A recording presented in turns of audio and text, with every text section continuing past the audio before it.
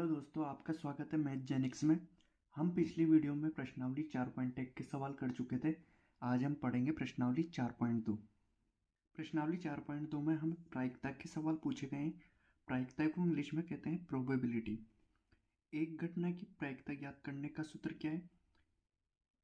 किसी घटना की प्रायिकता ज्ञात करने के लिए घटना को बनाने वाले परिणामों की संख्या में प्रयोग के परिणामों की कुल संख्या का भाग दे देते हैं। आप लोगों को प्रायिकता के इस सूत्र को याद कर लेना है अच्छे से। प्रायिकता के इस सूत्र के द्वारा ही प्रश्नावली 4.2 के सभी सवाल हल होंगे। प्रश्नावली 4.2 का पहला सवाल है, इन प्रयोगों में आप जो परिणाम देख सकते हैं उन्हें लिखो। दो प्रयोग दिए गए। प्रयोग ए में हमें कहा गया पहिए को घुमाना। एक पहिया दिया हुआ है जिसमें 2 बार ए लिखा हुआ है, बी है, सी है और डी है। इसमें पहिए को घुमाने पर इस तीर के निशान के यहाँ पे हमें जो प्राप्त होगा उन परिणामों को हमें लिखना है। पहिए में खंड 5 दिए हुए हैं लेकिन लेटर्स हमें 4 ही दिए हुए हैं, तो पहिए के परिणाम क्या क्या आ सकते हैं? या तो इसमें ए आएगा, या बी आएगा, या सी आएगा, या फिर डी आएगा। यही हमारे आंसर होंगे। अब सेकंड वाला क्वेश्चन देखते हैं। दो सिक्कों को एक साथ उछालना। हम जानते हैं कि एक सिक्के में पहलू होते हैं, या तो हेड होता है या टेल होता है। अगर हम दो सिक्कों को एक साथ उछालेंगे, दो सिक्कों को एक साथ उछालने पे मान लेते हैं कि दोनों सिक्कों में हेड आया या फिर दोनों सिक्कों में टेल आया। अब ऐसा भी हो सकता है कि एक सिक्के में हेड आए और दूसरे में टेल आए, या फिर पहले में टेल आए दूसरे में हेड आए। तो हमारे पास कितने परिणाम हो गए? 4 परिणाम हो गए। यही हमारा आंसर हो जाएगा। दूसरा क्वेश्चन है, जब एक पासे को फेंका जाता है तब निम्नलिखित प्रत्येक घटना से प्राप्त होने वाले परिणामों को लिखिए। इसमें पहले का ए है एक अभाज्य संख्या।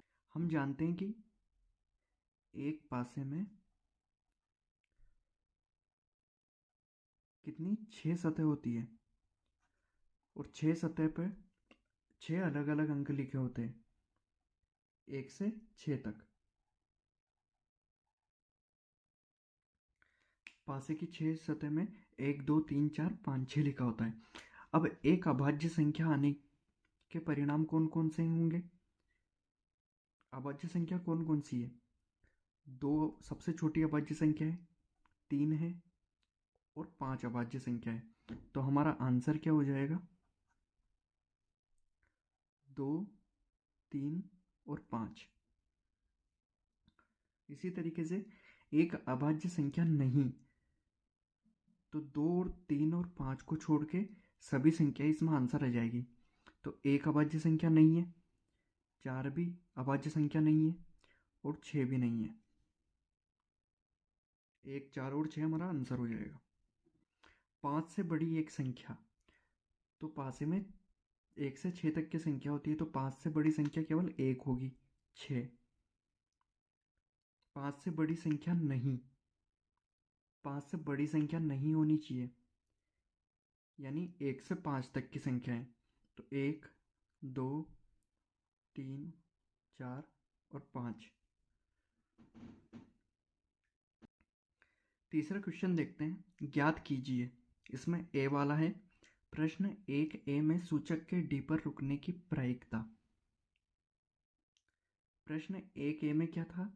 एक गोला दिया हुआ था, उसमें 2 ए थे और एक बी, एक सी और एक डी था। इस पहिए को घुमाने पर वह डी में रुकेगा। इसकी क्या प्रायिकता है, हमें यह ज्ञात करना है। तो प्रायिकता का फॉर्मूला क्या होता है? प्रायिकता का फॉर्मूला होता है घटना के परिणाम बटा कुल परिणाम।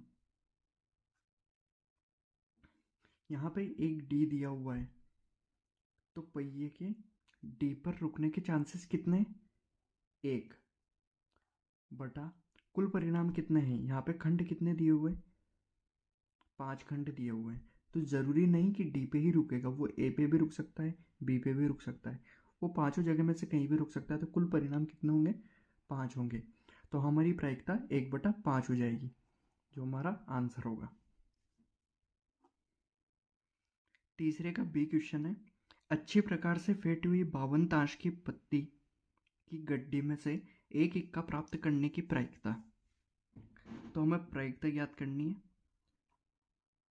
प्रायिकता बराबर घटना के परिणाम बटा कुल परिणाम। तो घटना के परिणाम कितने होंगे? अच्छी प्रकार से फेंटी हुई 52 ताश की पत्ती, एक गड्डी में से एक इक्का प्राप्त करने की प्रायिकता। तो एक ताश की पत्ती में कितने इक्के होते हैं? 4 इक्के होते हैं। तो घटना के परिणाम कितना आएगा? 4। कुल परिणाम कितने होंगे? ताश में कितने पत्ते होते हैं? 52 पत्ते होते हैं, तो 52 आ जाएगा। 4 से 52 कट हो जाएगा, 4 एकम 4। 4 का पहाड़ा कितनी बार बोलेंगे कि 52 आएगा? 13 बार। तो हमारा प्रायिकता कितनी आ जाएगी? 1/13। तीसरे का सी है, एक लाल सेब प्राप्त करने की प्रायिकता क्या होगी? हमें एक गोला दिया हुआ है जिसमें हमें 4 रेड सेब दिए हुए हैं और जी मतलब ग्रीन सेब यानी हरे सेब है 3। तो हमें लाल सेब प्राप्त करने की प्रायिकता ज्ञात करनी है, और प्रायिकता का सूत्र क्या होता है? घटना के परिणाम बटा कुल परिणाम। घटना के परिणाम क्या होंगे? लाल सेब हमें 4 दिए हुए हैं, तो 4 लाल सेब आ सकते हैं। और घटना के कुल परिणाम, कुल सेब कितने दिए हुए हैं? कुल सेब है 7, तो हमारी प्रायिकता 4/7 हो जाएगी। चौथा क्वेश्चन देखते हैं। 10 पृथक पर्चियों पर 1 से 10 तक संख्याएं लिखी हुई है, उन्हें एक बक्से में रखकर अच्छी प्रकार से मिला लिया जाता है। बक्से के अंदर से बिना देखे एक पर्ची निकाली जाती है, निम्नलिखित की प्रायिकता क्या है? इसके अंदर हमें दिया हुआ है संख्या 6 प्राप्त करना है। एक बक्से में 10 पर्चियां हैं, 10 पर्चियों पर अलग अलग 10 संख्याएं लिखी हुई है। हमें दिया हुआ है कि उन पर्चियों में 1 से 10 तक की गिनती लिखी हुई है। तो किसी पर्ची पर 6 आने के परिणाम कितने होंगे? 1। और कुल परिणाम कितने हैं? 10 है। तो संख्या 6 आने की प्रायिकता 1/10 हो जाएगी। यही हमारा आंसर होगा।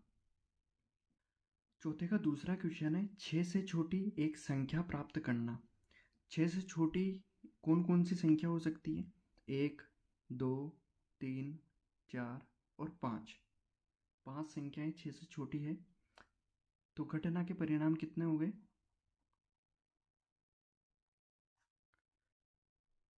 5 परिणाम हो गए।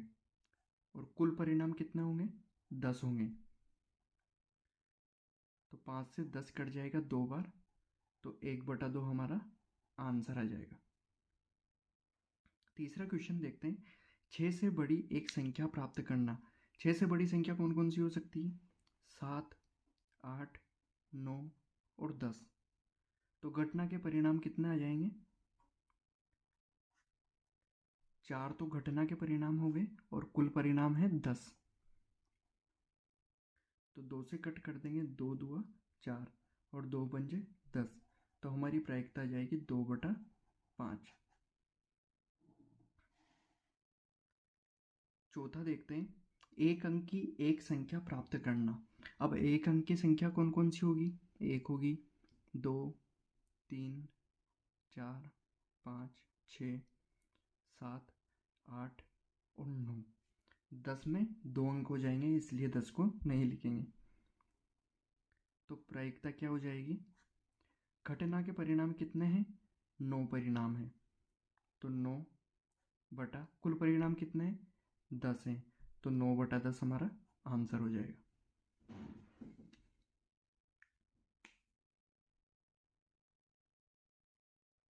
पांचवा क्वेश्चन देखते हैं। यदि आपके पास 3 हरे त्रिज्यखंड, एक नीला त्रिज्यखंड और एक लाल त्रिज्यखंड वाला एक घूमने वाला पहिया है, तो एक हरा त्रिज्यखंड प्राप्त करने की प्रायिकता क्या है? ऐसा त्रिज्यखंड प्राप्त करने की प्रायिकता क्या है जो नीला ना हो? पांचवें क्वेश्चन में हमसे 2 क्वेश्चन पूछे गए हैं। पहला हमें यह बताना है कि हरा त्रिज्यखंड प्राप्त करने की प्रायिकता क्या है, और दूसरा हमें यह बताना है कि ऐसा त्रिज्यखंड प्राप्त करने की प्रायिकता क्या है जो नीला ना हो। सबसे पहले हम देखते हैं कि कुल त्रिज्यखंड कितने हैं।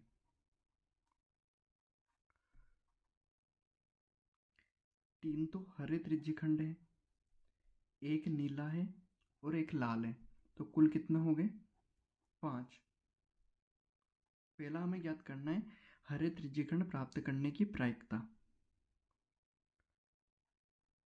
तो हरे त्रिज्यखंड की प्रायिकता क्या होगी? घटनाओं के परिणाम कितने हैं? हरे त्रिज्यखंड 3 है, तो घटना के परिणाम 3 होंगे। कुल परिणाम, कुल त्रिज्यखंड 5 है, तो कुल परिणाम 5 होंगे। तो हरे त्रिज्यखंड प्राप्त करने की प्रायिकता हो जाएगी 3/5। तो नीला त्रिज्यखंड ना होने की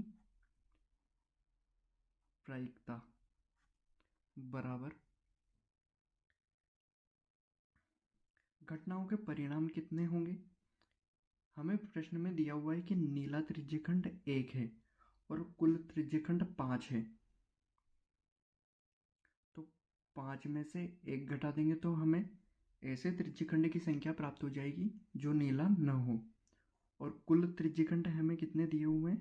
5 त्रिज्यखंड दिए हुए हैं। तो हमारी प्रायिकता क्या आ जाएगी? 4/5। ये हमारा आंसर होगा।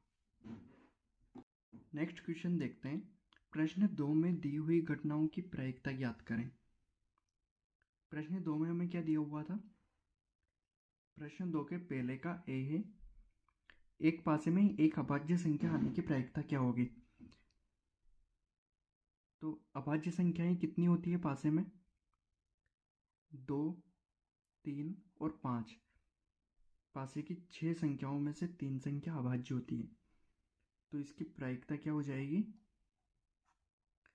घटना के परिणाम कितने हैं? 3, और पासे में कुल अंक कितने होते हैं? 6 होते हैं।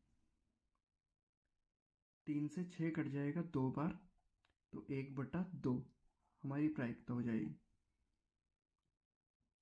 बी वाला देखते हैं। एक अभाज्य संख्या नहीं होने की प्रायिकता क्या है? अभाज्य संख्या नहीं, तो कौन कौन सी संख्या है अभाज्य संख्या नहीं होती? पहली नहीं होती है, चौथी और छठी। तो प्रायिकता क्या हो जाएगी? घटना के परिणाम कितने हैं? इसमें भी 3 है, और पासे में अंक होते हैं 6 होते हैं, तो 3 से 6 कट जाएगा 2 बार, इसकी भी प्रायिकता आ जाएगी 1/2। दूसरे का ए है, 5 से बड़ी एक संख्या होने की प्रायिकता क्या है? पासे में कुल 6 अंक होते हैं, कुल अंक कितने हैं? 6 हैं, तो 5 से बड़ा कौन सा छठा अंक होगा? तो प्रायिकता कितनी हो जाएगी? घटना के परिणाम कितने हैं? केवल एक परिणाम है, अंक 6, और कुल परिणाम कितने हैं? 6, तो प्रायिकता 1/6 हो जाएगी। 5 से बड़ी संख्या नहीं, तो कौन कौन सी संख्या है 5 से बड़ी नहीं है? 1, 2, 3, 4 और स्वयं 5।